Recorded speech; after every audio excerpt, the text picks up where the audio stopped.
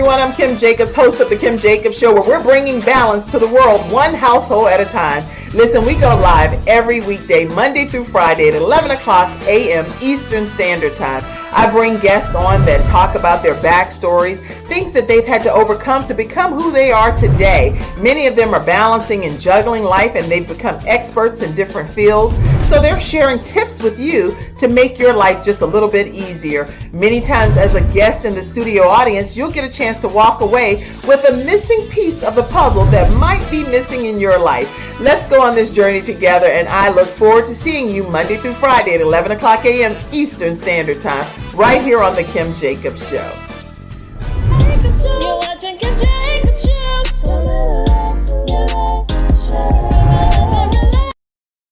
Hello, everyone. This is Kim Jacobs from The Kim Jacobs Show. And guess who we have with us today here on The Kim Jacobs Show? She's normally backstage working The Kim Jacobs Show, and she has been with us for about 2 years. Mackenzie Rhodes. How are you, Mackenzie? Oh, I'm good. How are you? Doing great. And listen, I cannot believe that you've come from backstage and you are here to share your story today. I know, you finally let me up in the front for once. Oh, get out of here. Now, Mackenzie, you know goodness well, you're a whole TikTok sensation, viral girl over there. So let's be very clear. Mackenzie is not backstage like talking about it. It's by choice, everybody, okay? It's totally by choice. But I'm so glad to have you on today. I'm glad to be here. So you guys, you know, when you're hearing me say Mackenzie, go to McCurshel. You got me stumbling over my words, Mackenzie, right? Yeah. But anyway, when I say go to commercial Mackenzie, this is who I'm actually talking to, is Mackenzie backstage. Or I'll tell her to pop up some of the comments. And I think it's always great. I encourage everybody on the Kim Jacobs Show team, they know this already, to come and be a guest on the show, tell their individual stories too, because all of them have such tremendous, very different, unique kind of stories to share as well that make them who they are today. So listen, grab your virtual seats. I see you all coming in the studio audience. As you know, I'll be working the buttons today because she is sitting right there. Okay. All right. So I see you, Rita Max. You say hello. Yes.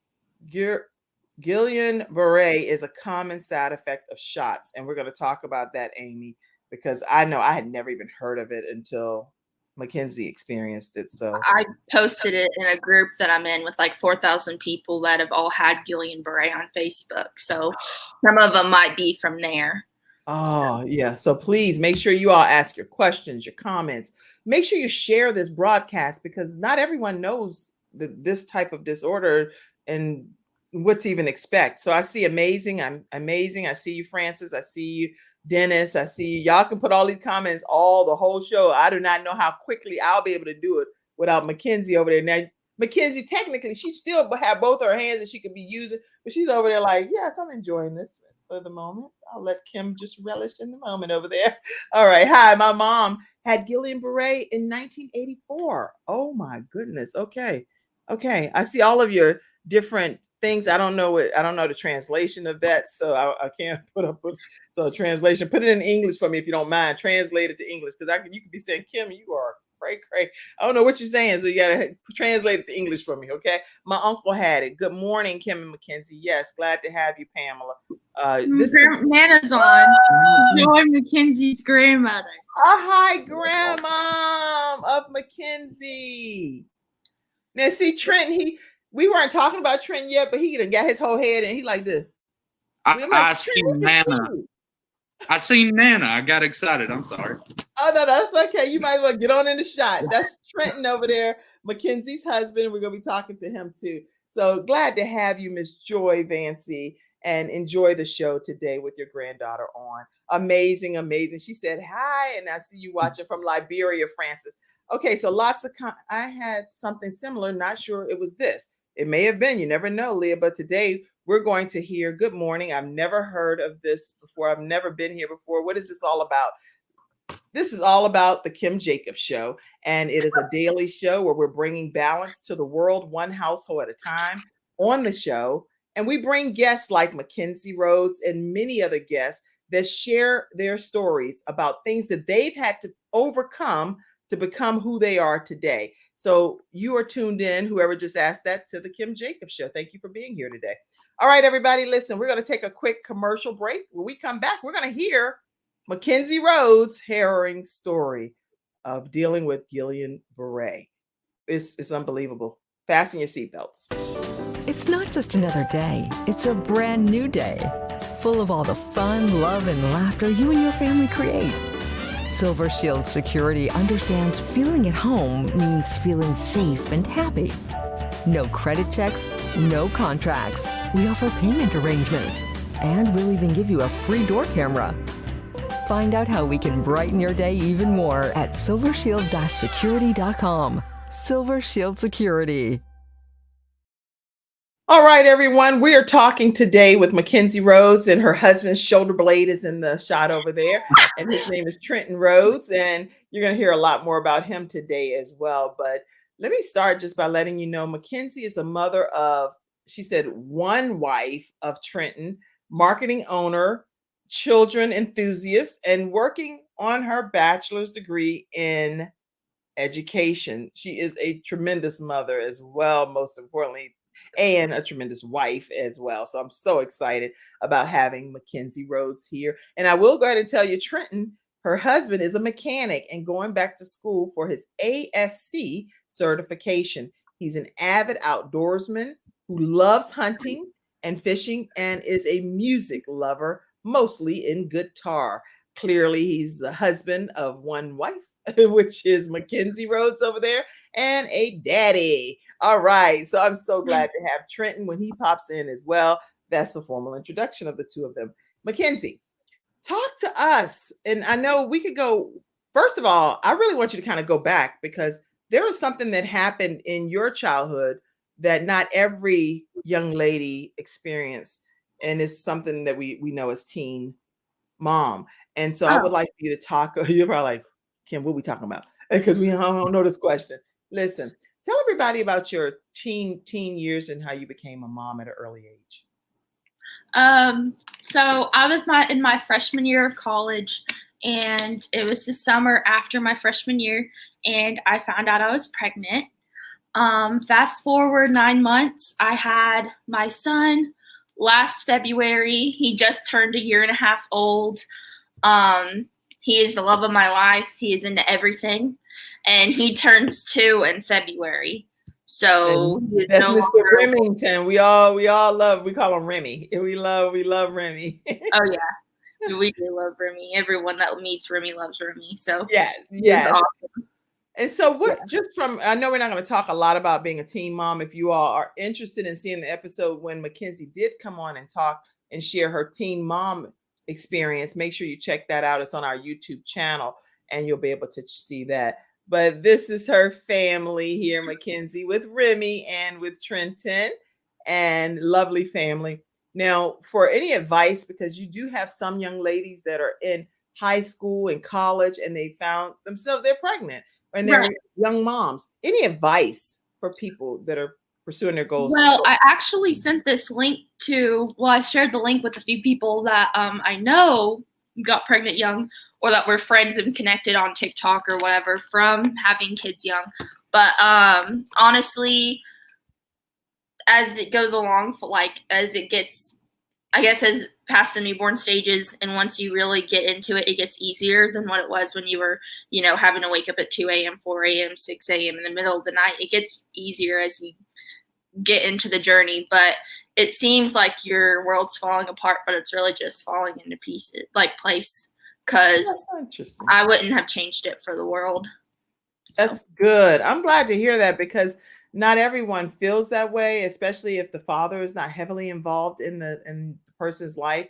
But your story is so wonderful from the perspective of you connecting with the person that's sitting with you beside you. Yeah. And so we're going to get to hear that piece later in today's discussion. But today we're talking about how Mackenzie did something that all of us, when COVID took place, we started getting shots and we were trying to get boosted and making sure that we were listening to what we were being told to do by, whether it was government officials, whether it was CDC, whatever, everybody that would tell us, physicians. let's get vaccinated. And Mackenzie, you did exactly that. You were compliant, right? Right. I got my first vaccine in March or April of 2021. I did that. Honestly, the reason I got it was because I was nursing and I wanted Remy to have the antibodies that came with the vaccine. So I got it in March or April of last year, and then I got my second one in May, I think, of last year. And then in December was when I got my booster. Okay, so you had gotten your vaccinations in hopes of through nursing you would get it some kind of way filtered into Remy's system, your son's system. But then the boosters were the next tier of recommendations. And so you did go and get your first booster? Yeah, I got my first booster in December because that was when it was that was when the first one was only the first one. So I got it in December.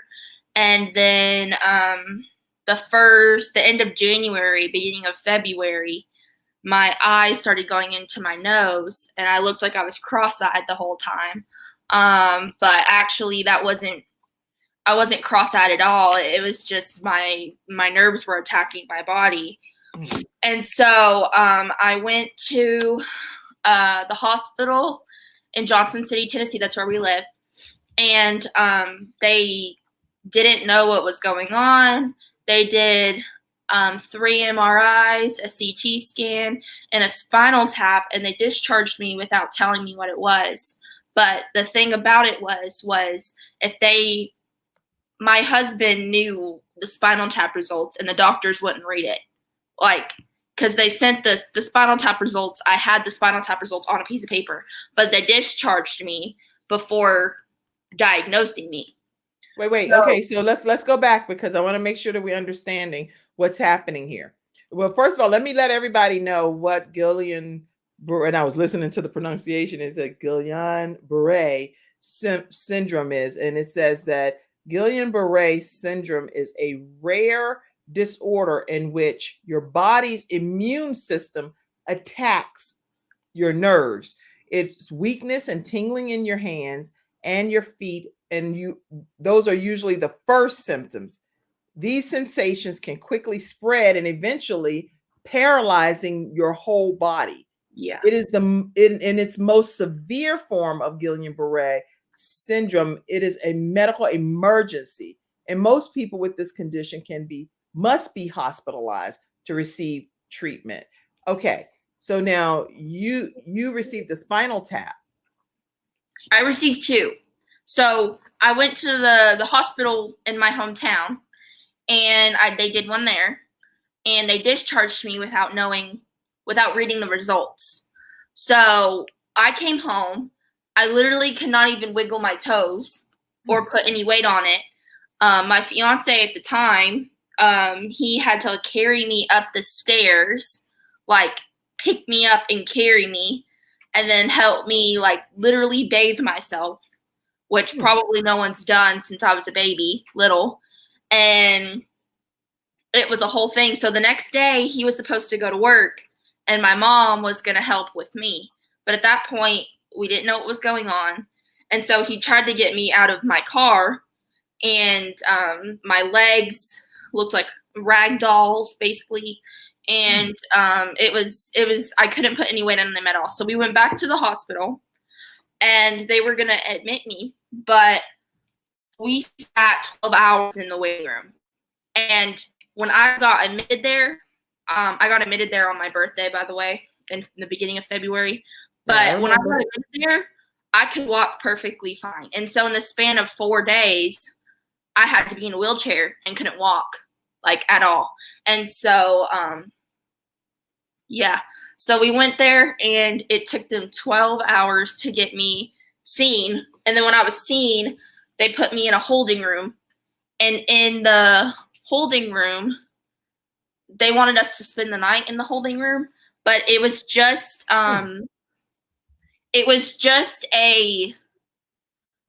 basically it was an ambulance stretcher that I was going to sleep on, and Trenton had to sleep on the floor. And I've been taking antidepressants ever since with postpartum depression. And I take it every night. And when you go to the hospital, you don't bring your medicine because normally it's in your file and they give you it. They didn't Right. give me it till 6 a.m. the next morning. And it wasn't like I was asking the nurses for it. And so at that point, I was like, I'm not doing this. I'm not doing this. And so I signed myself out, AMA.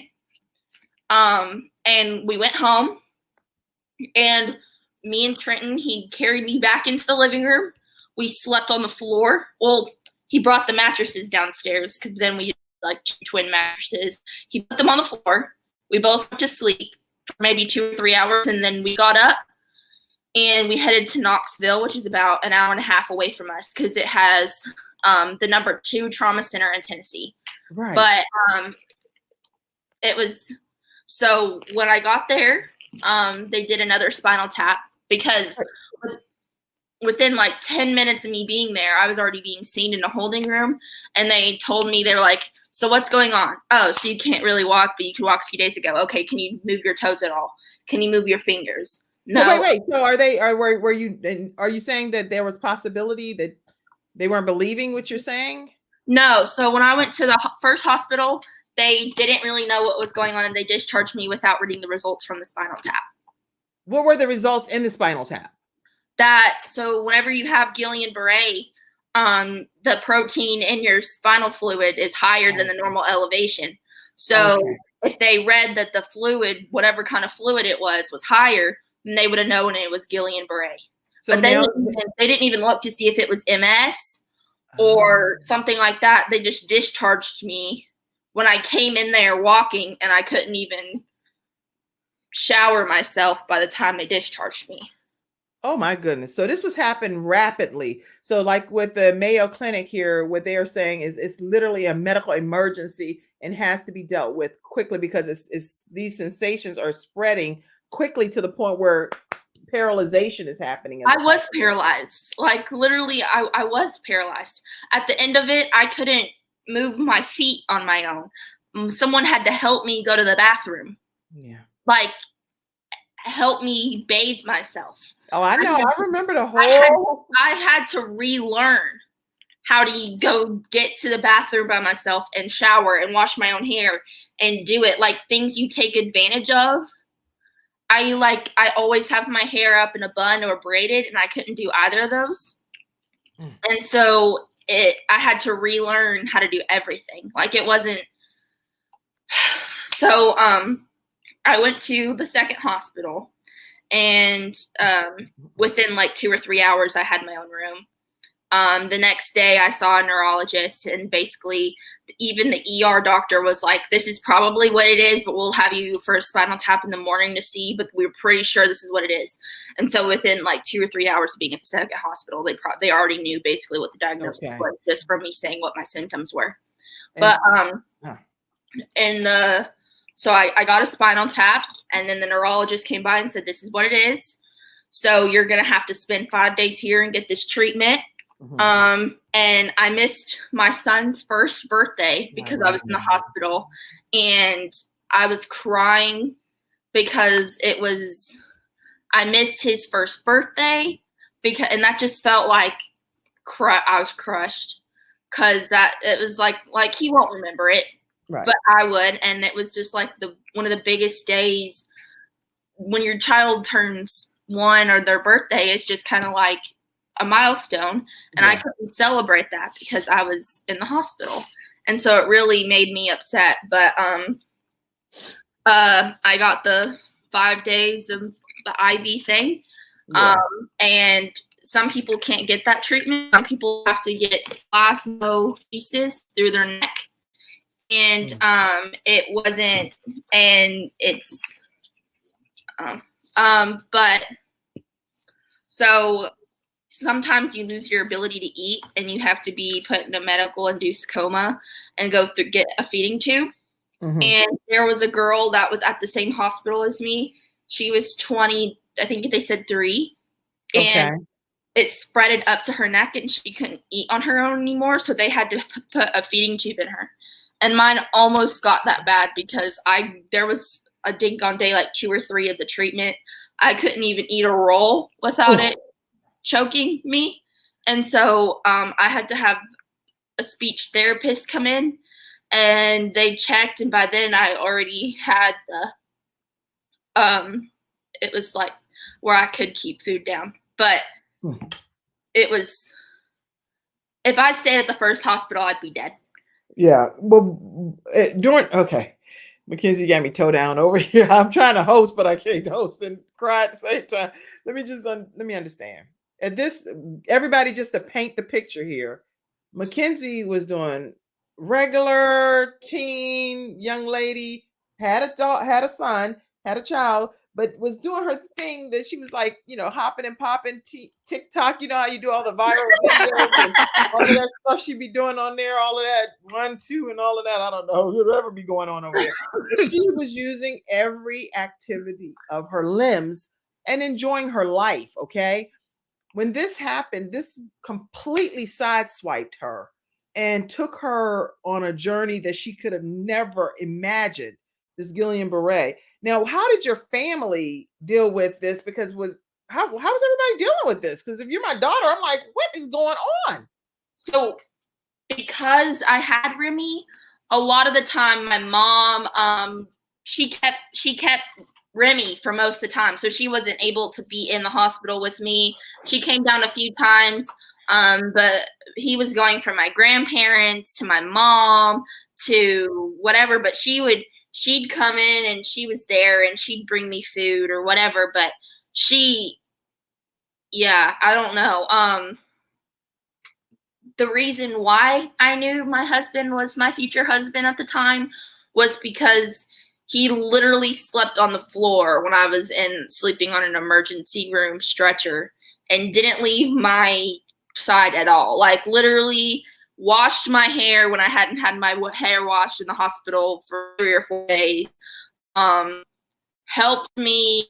I was on my period, and he helped me change, women hygiene products, and helped me go to the bathroom when I wasn't able to get a nurse. Like that was the kind of man that I knew I needed to marry. So after I got out, we eloped. But okay. That's why we love you, Trenton. You know that already. Here at the Kim Jacobs Show. Okay. So your family was as supportive as they could be. They were helping as much as they could. Trenton stepped in as your fiance, really never kind of left your side. He was there with you. But the rest of the family. He lost a job because I was in the hospital and they were just saying like, we need you to come in. He's like, I can't. My fiance, I was his fiance at the time. I couldn't move my legs. He's like, I can't come in. So he actually lost a job and it was the whole thing. But he's going to get 100-fold back. I can promise you that. God's got some great things in store for Trenton Rhodes. He works his booty off for us. So, but my grandparents came and saw me. My grandpa, Joy, that's my Nana, her husband, she came in. They both came in when I was in the hospital in Knoxville and Johnson City. And let's see. Everyone. My dad even drove up for a few hours from Cleveland, which was like an hour and a half away, to see me for a little while. My mom came almost every day and drove the hour and a half to see me. Of course. So it was. Oh, okay. So everybody, listen. We're talking with Mackenzie Rhodes, and this thing that happened to her, Guillan barre syndrome, was something that came out of the blue. From a shot. She had a booster shot, and it was a reaction, is what you were told, right, by your physician. So that, of course, when anybody hears that, is like, I know other people were like, I'm not getting nothing after you hear that your friend or a coworker or a family member gets this type of reaction. I wonder how rare it is for people to get this type of actually reaction. Not that rare. Whenever 2012, whenever the flu was going around and the swine flu, and everyone started getting the flu shot, there was more cases in Guillan barre than there was like the past 15 years. And then with the COVID shot, Pfizer, Moderna, and Johnson & Johnson, it's just as, I guess, it's more cases than it was since 2012. Like with any other shot since the 2012 one, in the last 10 years, there's been more cases with the COVID shot than there has like a regular, I don't know. Vaccination shots and different things, the immunization shots and things that typically could cause those kind of, according to some of the people that have received them. But if you look on Mayo Clinic, a lot of the statistical information is there. And I'll also put the link on that they shared about Guillan barre, so the symptoms and the causes and what you can look for. That's at mayoclinic.org. Okay, so listen, when we come back, let me pop some of these comments up. Mackenzie, hello, Mackenzie, I'm going to pop some of the comments up. Are you popping them up? No. I'm going to pop them up. I got you. You're being a guest today, so you don't have to pop them up. Let me pop them up. Okay. So my best friend. No, I want you to be comfortable and be a guest. So just my best friend, Kim. My best friend's on. Hi, Allie. How are you? That's my best friend. Mackenzie's best friend. That's Remy's godmother. I almost said grandmother. Godmother.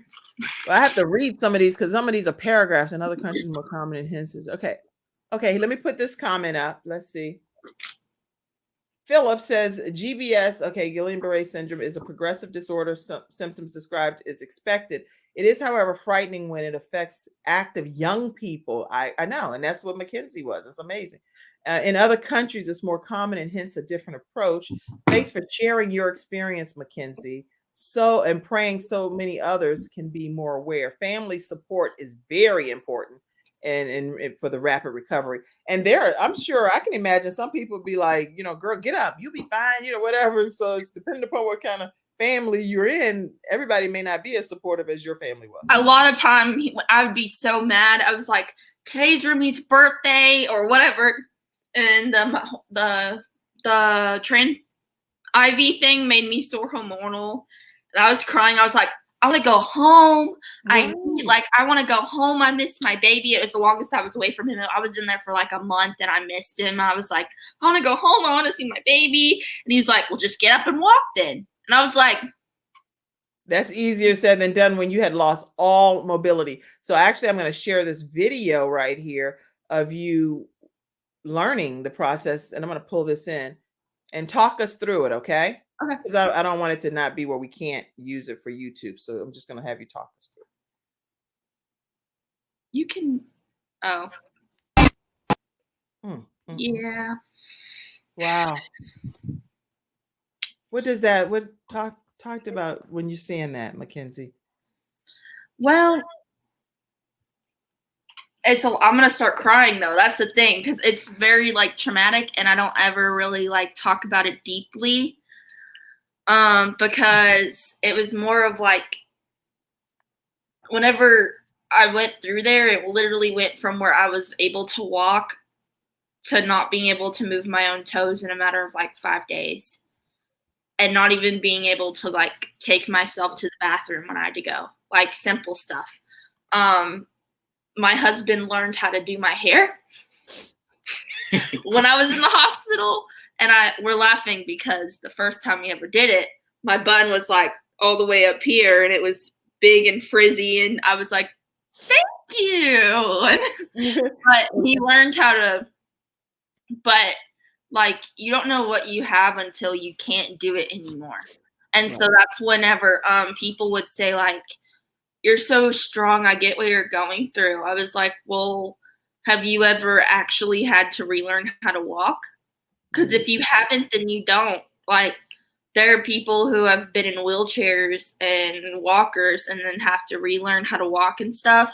But they don't, like, if you've not been in there, like in a wheelchair or how to use a walker for mobility or anything, then you don't exactly know what's going on. Because it's something,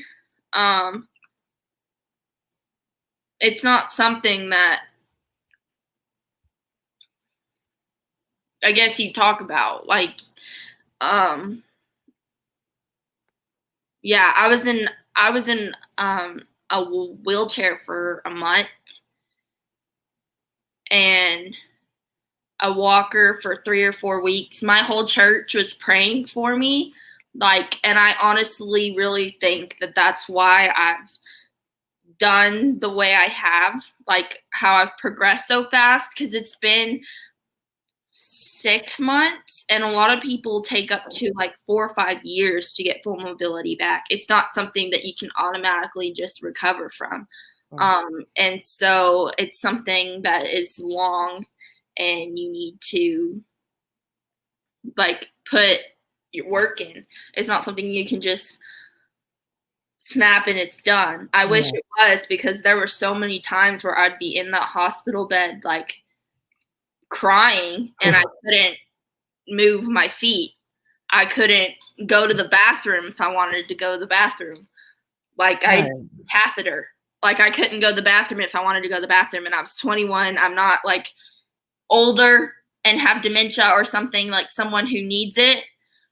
And so after getting discharged from there, I went to a physical therapy hospital near where we live, and it was like 30 minutes away. And I was in therapy 3 hours a day. It was crazy.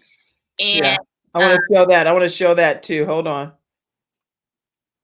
I probably could keep playing that 1,000 times. I'm not even exaggerating, because it is so visual, and it gives you a chance to see what you really were doing to fight to get back to good health. I didn't have an option not to. I had full plan to come home and be with my baby. It took his first birthday away from me. I couldn't get that day back. I couldn't get February 9th, 2022 back, and that was a year from when I had my firstborn. I couldn't get that back. I couldn't get he was with his father's family for a few weeks, and he had his first steps there. That was whenever I was in physical therapy 3 times a week, and I couldn't walk or anything. They had him for like 2 weeks, and he had his first steps there. I missed that. I missed his first birthday. I couldn't get that back. Like, that's something you don't realize until it's gone. I was there the first time he rolled his head, like rolled over from back to belly, lifted his head up, crawled, smiled, said mama, like all that stuff. And then the fact that I wasn't there for his birthday or his first steps, I couldn't get that feeling back. And it wasn't because I just didn't have the chance to. It was because I was literally fighting for my life. That's it. And here's another, you're seeing this video and stuff. Tell us about your Jesus and what you feel your Jesus did for you as you were recovering. It is my song. My grandma said that's her song. That was my mom's talked about it in church, that I was in the bed getting my IV treatment, and I couldn't move my legs at all. And I said, let me tell you about my Jesus, because it says if you need some healing, let me tell you about my Jesus. And that's why I know miracles still happen, because of that, I'm such a faith-driven person now, because people are like, miracles don't happen. I'm not going to bull crap, because miracles, I had one. I literally could have died. Like, there is a fatality rate with that. I almost had to get a feeding tube at 21 years old. I could still be in a wheelchair. And I didn't. I was in the hospital, and whenever Trenton drove me to the physical therapy hospital, and he said, from here on out, it's on you. We can all support you and pray for you, but if you want to get out of here, you're going to have to put in the work. That's good. And so I was there, and I stayed 30 minutes after my therapy session every day doing the bike, which the bike clip you saw on that was from then. If I got on the walker, I was like, can I get on, do it more? Can I do it more? Because I wasn't about to stay. I was only 21. I'm only 21. I have a baby. I wasn't about to let this make me stay in a wheelchair for the rest of my life because of it. I was going to kick its butt. I didn't have any chance but to, because I literally could have died. Like literally, that's the thing, is you can't explain that enough unless you've done it, because I almost had to get a feeding tube. I almost died, but I did it. And so that's when people are like, I don't think there's no more miracles. It doesn't happen nowadays. You want to see one? I have videos on my phone. 6 months ago, I was paralyzed, and people are like, how? How were you paralyzed 6 months ago? You're walking around like no one's business. Yesterday, he had a day off. We were walking around the mall. We went to the mall. We walked around the mall like nothing happened. And so if I would tell the people at the restaurant we went to, I was paralyzed 6 months ago. When we went to the church, they were walking around like, no. That's not possible. That's not possible. None of that. I mean, wow. You don't, it's, yeah. I get it. I get it, Mackenzie. Listen, I only get it because you're giving it to me. I could never have gotten it had you not shared your story. So I am so grateful that you're here today. And I'm sure everyone in the virtual studio audience shares these sentiments. Someone asked the question, how do you get, you said today's program is very informative. Georgia, you were asking, how do you find out from the show on Tuesday as well? And I want to let you know that the link is right there, and you'll be able to copy and paste it from whatever platform you're looking at. He talked about building a six-figure income. Listen, when we come back, y'all, we're going to hear more from Mackenzie's husband, Trenton Rhodes. So pop your head in, Trenton, for a second. All right. That's the very kind, wonderful young man that swept Mackenzie off her feet and had a love affair even when she wasn't able to even walk. That's love, right? We're excited to be able to have Trenton Rhodes talk with us some right after this commercial break. Thank you, Mackenzie, for being so transparent too. We'll be right back. When someone has lost a loved one, they want to know what exactly happened. They want to know, is the other person going to be held responsible? And they want closure. At Hunter & Everett, we help clients that have lost a loved one move on, and to do that with dignity and respect that they deserve.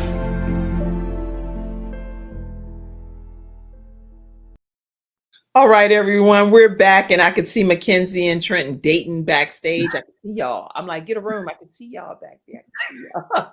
So, Trenton. Yes, ma'am. Really, I mean, literally, first of all, how did you and Mackenzie meet? I would like to hear that from you. So we met on Tinder. A dating app. Yeah. So what, is that a dating app? I don't know. Ma'am. Oh, okay. Oh my gosh. So, okay. So, wow. So there are some dating apps out there that would bring this kind of love affair about? Depends on the dating app. As long as God's in it, it's there. Yeah. Oh my goodness. Okay. Okay. Wow. I didn't even know that. So you meet her, and when do you finally meet face to face then, if you're just meeting online? A month and a half in. Month and a half, 2 months in. Okay. And did you kind of know from just communicating online and everything that she was the one, or did you like, let me check this chick out? What were you thinking?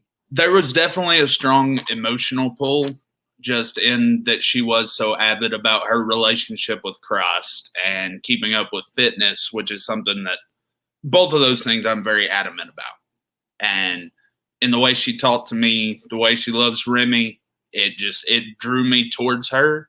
And then when we met in person, I kid at her all the time, telling her the way I knew she was the one was she brought me coffee to work. So, but once I met her in person, it just kind of solidified all those feelings that were in the air. And it was at that point I knew there was nobody else I'd rather lay my head down next to.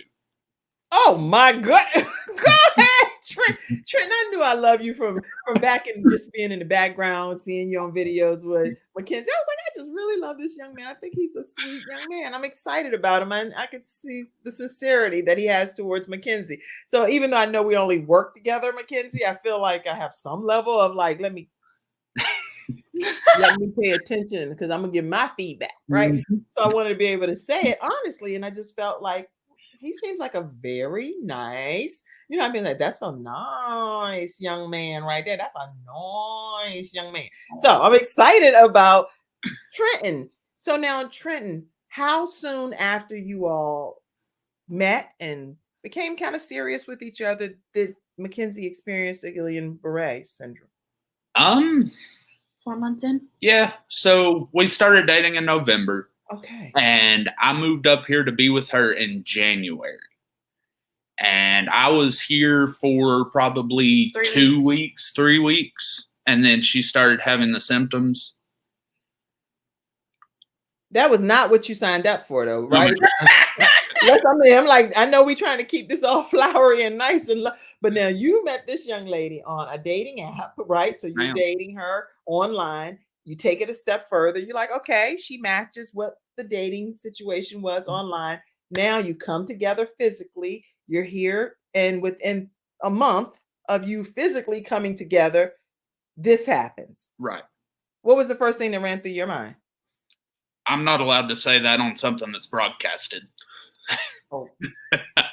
But it was something like bleep, bleep, bleep, bleep, bleep, bleep, bleep, bleep, bleep. Okay. But as soon as all those bleeps got out, it was, what can I do to help her? Where do I need to take her? What can I do? And what did you do? Whatever. Before you even answer, everybody put some kind of emoji. I don't care what emoji you can find on your phone that represents some love, hugs, hearts, the sideways 3 or whatever, anything that just pour some love in the direction of Mackenzie and Trenton. And make sure too, because I know you're going to answer the question, but make sure you all stay connected with them at the Rhodes family. That's ARHODES. The Rhodes family on Instagram, and at MACK.Rhodes Max Marketing on Facebook, because they do have Max Marketing on Facebook. All right, go ahead. So realistically, when everything happened, once kind of the overwhelming stuff happened to the point where I could stand back and say, it was like a switch flip. It went from what do I do to let's do this. Right. Because I knew at that time, like I said, there was no one else I ever wanted to spend my life with. So if that means that I have her over one shoulder and Remy over the other to make sure they're taken care of, that's what I'm going to do. Right. And I knew through all of this that God was going to take care of us. Yes, because and he's done that. Is Jesus made the lame to walk. And I watched her become lame. And I know that the Bible says that those with the faith the size of a grain of mustard seed can move mountains. So if I take my mustard seed and I take her mustard seed and I take her mom's, her grandparents, everybody, imagine we could move the world for this woman beside me to be able to walk again. And you actually did something outside of just literally laying on the floor with her, brushing her hair, or styling her hair, bathing her, doing everything that she could not do for herself. But you took it a step further. Mackenzie, I don't have this photo, but is there a photo of when he actually proposed to you? You have a screenshot. Yeah, send me that via email if you don't mind. Listen, everybody, we're going to take another commercial break, and we're going to come back to hear about how this gentleman proposed to Mackenzie and at what phase she was in when the proposal happened. My goodness, this is mind-blowing to me. I love your story. I think it's a movie. I think a lot of things are a movie, but I just love your story. So anyway, we'll be right back. Hi, my name is Samantha Benson, and I'm with Get Insured Solutions. You can get life insurance anywhere across the country, but with Get Insured Solutions, we have an advocacy program that helps families at the worst time of their lives with the loss of their loved ones. That means we have a funeral advocacy program that helps your family with funeral merchandise, negotiating the cost of your funeral expenses, and living benefits. Get Insured Solutions, LLC. Contact me, Samantha Benson.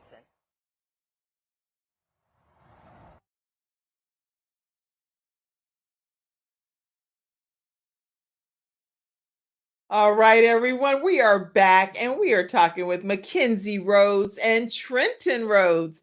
And so, Trenton, in case you're just joining, I see some of the comments that came in hearts. I see you, Pamela.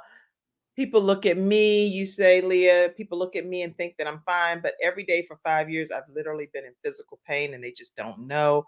And I see lots of hugs and love. Let's see, what is he was on vacation? That's supposed to be the hand heart emoji, but oh, okay. And then Joni says, we have a young man in town, Reese Johnson, who just had his life support removed and is beginning to talk in Huntsville, Alabama. He and his family have a long road ahead. He was on vacation with his family and diagnosed with the flu. In 3 days, he was paralyzed. Pray for Reese for a full recovery. And Joni, right now, I always pray in Jesus' name, and you can pray in whomever name you do, whoever around the world. Let's all join together right now and pray for this full recovery of Reese. Heavenly Father, Lord, I just ask that you just give Reese a full recovery. Lord, you say that you are the author and the finisher of our faith, Lord, and that we can ask anything in your name, Lord, but it's only by your stripes that we can claim healing. So we're claiming healing right now over Reese's body, Lord. We don't have to know Reese, but we know that you are a miracle working God. And so, Lord, go in that room and work a miracle for him right now. And I pray in your precious and holy name that he has full recovery, full restoration, full activity of his limbs. And while we're praying, I ask the same for Mackenzie and her family. Give them every desire of their heart. Let them want for nothing.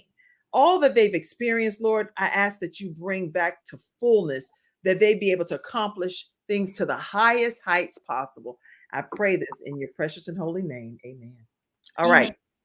So let's go. Trent, you proposed to this young lady. Tell us how that worked. So once she was fully released from the, a physical therapy rehab hospital, I sat down, talked with her mom and her stepdad, and got the permission that we needed because, the Bible says to become one in marriage. And we went through this struggle and this strive together. And the Bible says those who sow in shall reap in joy.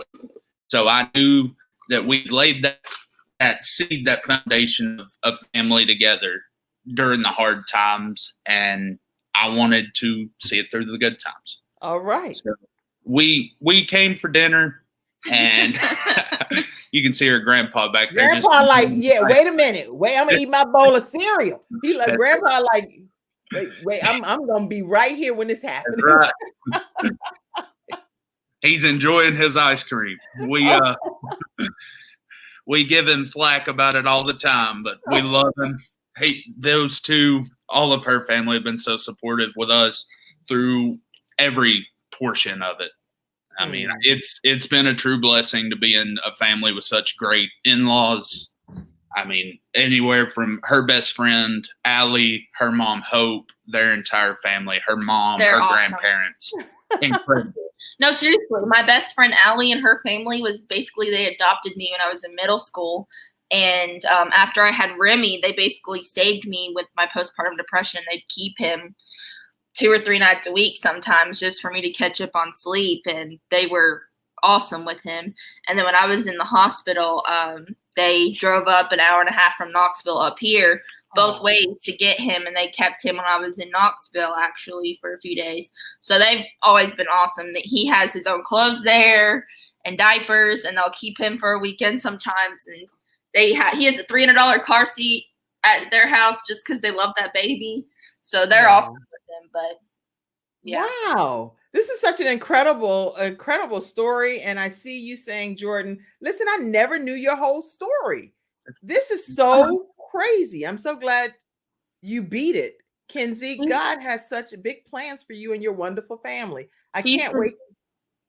She's married. We're friends. She has a baby that's like 5 months old, I think. And so I sent everyone the link. So she's done that. Well, she said, listen, you definitely have the right one here. He's a keeper type of thing. So make sure you know she endorses, like, "Whew, I put my stamp of approval on this."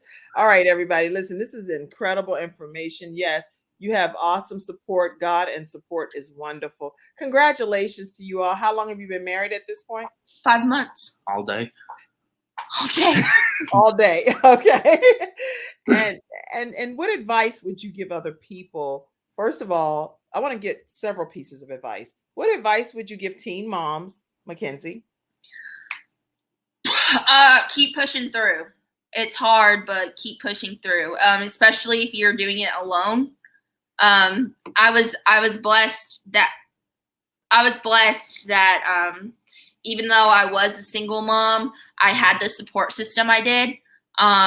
Like I said, Allie's family, they basically helped me raise him till he was probably 7 months old, and I moved up here. Like, kept him all the time. Just amazing. So find your support system. If you're doing it alone, you can still do it. It's just hard. But you got what it takes, because even if you're both parents, you can still do it. That's good. Pushing, it gets easier. You'll realize the milestones once you get there, but keep pushing through. Even if you're both parents, it's the best job ever. I love that advice. And then I also want to hear from you, Mackenzie, too, on what advice you would give people that have experienced a life-altering disorder, situation, circumstance, anything that leaves them having to start from ground zero. And not just physically, there are some people mentally that's starting from ground zero. There are some people, whether it's because of divorce or because of the parents separating or because of a medical issue, it can be a lot of different reasons. What advice would you give people that have to start from ground zero? Just that the new normal is okay. I love that. That was our motto when my parents got divorced when I was little. Well, not little, I was in high school, but that adjusting to the new normal isn't bad. And so you realize you adapt with it. My cousin actually is 12, and he is in a wheelchair and has to use my old walker. He has my wheelchair and walker right now. I don't exactly know. He had some kind of infection spread to his legs. So he's in physical therapy right now too. But he's learning how to, he can do everything himself now, but he's learning how to, the transitions and stuff like that. So you adjust with the new normal. You learn how to, I guess, adjust with it. That's why I wanted to go to the physical therapy hospital. I mean, I really didn't want to, but I'm glad I did. Because they teach you how to, like, they have a tool to put your socks on your feet if you can't move your leg. They teach you how to transition to the bed from the wheelchair, stuff like that. Just, everyday things. They taught. What hospital was that you went to? Encompass Hospital. It's in Kingsport, Tennessee. But shout out to Encompass Hospital in Kingsport, Tennessee. I just want to give you a shout out and let you know that we really appreciate the care that you gave Mackenzie Rhodes. And on behalf of the Kim Jacobs Show, thank you so much for taking great care of her, because we're all grateful to have her back. Mackenzie is back, and we're thankful for your service. Okay, listen. Talk to us, Trenton, from a husband's perspective. A man. There are men that watch this platform. A man's perspective. I would love for you to be able to just give one word of encouragement to men that may have women that they thought, hey, she is everything. She is hot to trot. She looking good. And then, whoop, something happens. What advice would you give to men in those moments? Keep pushing. I mean, focus on you. Be the best you can be. And iron sharpens iron. Surround yourself with what you want to grow into. And it will attract what you want in life. Excellent. It will attract what you want in life. So just make sure you keep pushing. Great advice. And be there. He was there. He was a man that was there in the time. There's so many men that would rather have gone to work That's what I'm saying. Nowadays, men would rather go to work or do whatever than actually be there and support you in the time when you need him. He lost a great paying job with benefits because I needed him. Yeah. Like, Trent, how you feel about that? Because you look like, dog, I need that job right about now. Just I can just see part of your face. This is all I could see was this part of your face like this. You're like, pretty much. My thought process is if I die today, that job will have me replaced in 2 weeks. If I die today, this woman right here, hopefully, would not replace me in 2 weeks. Mackenzie mighty cute over there. She might be like, well, I don't know. I'm joking. She would not. She'd be like, I love my Trent. I love my Trent. Like, I know that. All like right. I said, worst comes to it, I'm beside her. Okay. There are millions of businesses out here that'll cut me a paycheck every week, every 2 weeks, whatever. There's only one wife for me. Well, this is good. Leah says, surround yourself with what you want to grow into. Surround yourself with what you want to grow into. All right. So, whenever you said the story, this is what I started laughing about earlier, I move a lot in my sleep. So if I wanted to move, like get comfortable, go from my belly to my back or whatever, he would get up off his little chair that he was sleeping in and help me move. It was probably every 15 minutes because I couldn't go to sleep worth a lick. And so there was one time where I was I pressed the nurse button and she came in. It was like the night nurse. And she came in and I said, babe. And he woke up and he was standing there holding on the side of the hospital bed, going like this. He's like, what do you need? What could I help you with? Girl, you're working me to the bone. I'm trying. I'm trying to be everything you need. He was like, it's 4 a.m. I've gotten 30 minutes of sleep. What do you need? I help you. And she was like, you need to leave him alone. You gotta let this man rest, poor thing. He gonna be broke down. Well, listen, I'm so glad that. What do you all do for fun? Tell us one fun thing that you guys do now that you have the full activity of your limbs. I know you're saying walking the mall, but what's one fun thing? We love going bowling. We haven't gone in a few weeks, but we love going bowling. We'll take Remy. He went bowling one time. Most of the time he sits in the stroller. Either that or we'll take him to the pool. We have a pool at our and he'll go swimming. He loves. Okay. That's little Remy right there. Thank God for the Rhodes family being here today on the Kim Jacobs Show. Listen, tomorrow, why fundraisers like Extreme Hike are important for finding a cure for cystic fibrosis. And many of you all don't know this, but 3 of the children that I have given birth to battle that disease. They kick cystic fibrosis in the head every day. And so I want you all, it's a big deal. It's a big deal. Yeah. And so anyway, I will tell you, I'm asking you all to tune in tomorrow to hear about this particular fundraiser. And I'll play this right quick, just as we lead into tomorrow. This is one of my children that has cystic fibrosis. And I like this little clip, so I'll play it right Always quick. ask people, what if the opposition and adversity that you've been dealt isn't even about you? What if the challenges you're facing are not even about you? What if it's to bring somebody else closer to God? What if it's to improve somebody else's relationship with God? What if it's to fortify somebody else's faith through the way that you handle the opposition and adversity and respond to it? Like, I firmly believe when we deal with things and we encounter things, I believe the purpose and the mission. I want to show that only because as we are going through some of the things that Mackenzie talked about, some of the things that I know my children live with cystic fibrosis, sometimes the things we go through are not even about us. It's about helping somebody else get better on their journey called life. So I do hope that today's episode with Mackenzie Rhodes and Trenton Rhodes is one that is changing your life for the better. And let's say again how they can stay connected with you right quick. That's my TikTok and Instagram, and my marketing business is Instagram or Facebook and Instagram. Yeah. All right. So you can stay connected at the Rhodes family on Instagram and at mack.k.rhodes Max Marketing on Facebook. That's our episode for you all today. Thank you, Mackenzie. Make sure you backstage again tomorrow, because girl, I was working these buttons. I was like, oh, here, like, oh my gosh, I'm overwhelmed. I'll be back turning wrenches tomorrow. Well, thank you both for being here today. I greatly appreciate it. And thank you all in the virtual studio audience for tuning in. The show cannot be what it is without your support. And we are a community-based organization. We are an organization it's not a community-based organization. We are community-funded, is what I wanted to say.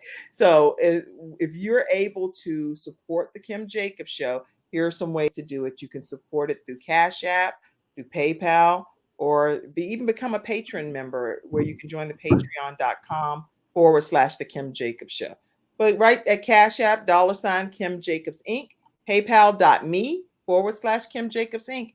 And we appreciate your contributions. It does make a difference, and it allows people like Mackenzie to remain a part of the Kim Jacobs Show team. Yes. All right. Thank you all. Your story is amazing. I'm grateful you're back. And you are, in your opinion, Mackenzie, like back to 100% or 60%, 70, 80? What percentage would you give it? So probably 95. 95. I still go to physical therapy just because Stamina.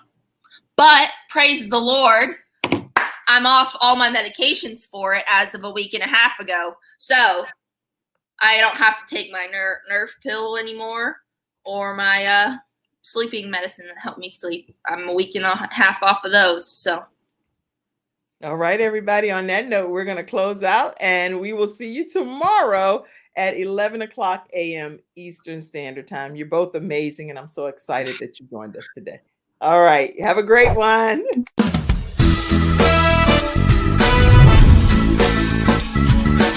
Hello, everyone. I'm Kim Jacobs, host of The Kim Jacobs Show, where we're bringing balance to the world, one household at a time. Listen, we go live every weekday, Monday through Friday at 11 o'clock a.m. Eastern Standard Time. I bring guests on that talk about their backstories, things that they've had to overcome to become who they are today. Many of them are balancing and juggling life, and they've become experts in different fields. So they're sharing tips with you to make your life just a little bit easier. Many times as a guest in the studio audience, you'll get a chance to walk away with a missing piece of the puzzle that might be missing in your life. Let's go on this journey together, and I look forward to seeing you Monday through Friday at 11 o'clock a.m. Eastern Standard Time, right here on The Kim Jacobs Show.